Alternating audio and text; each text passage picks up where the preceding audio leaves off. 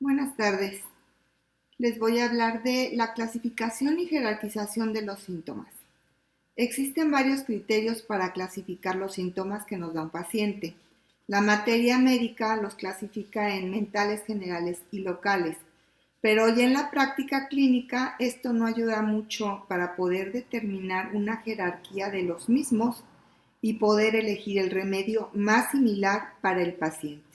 Tendremos que añadir lo citado en el parágrafo 153, donde nos hace énfasis en los síntomas característicos únicos y raros.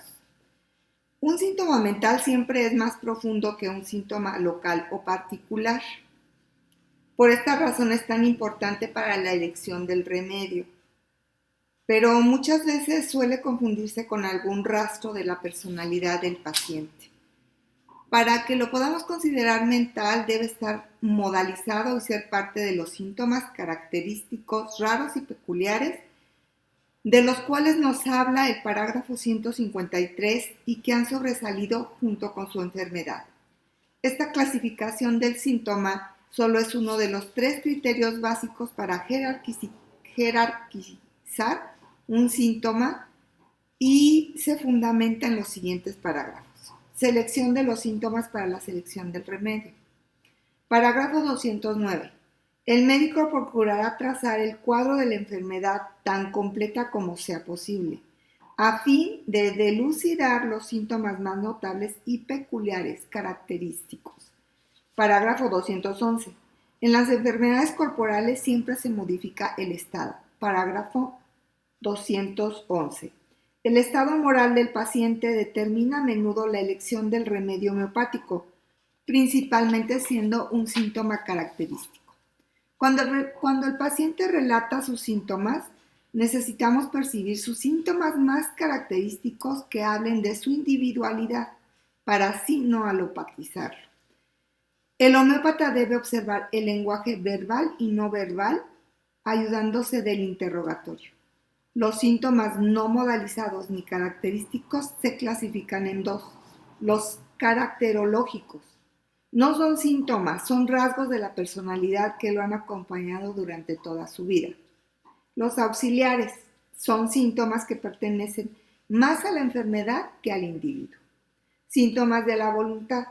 No son síntomas, sino efectos o resultados del modo de vida que lleva el paciente y no se pueden corregir con homeopatía.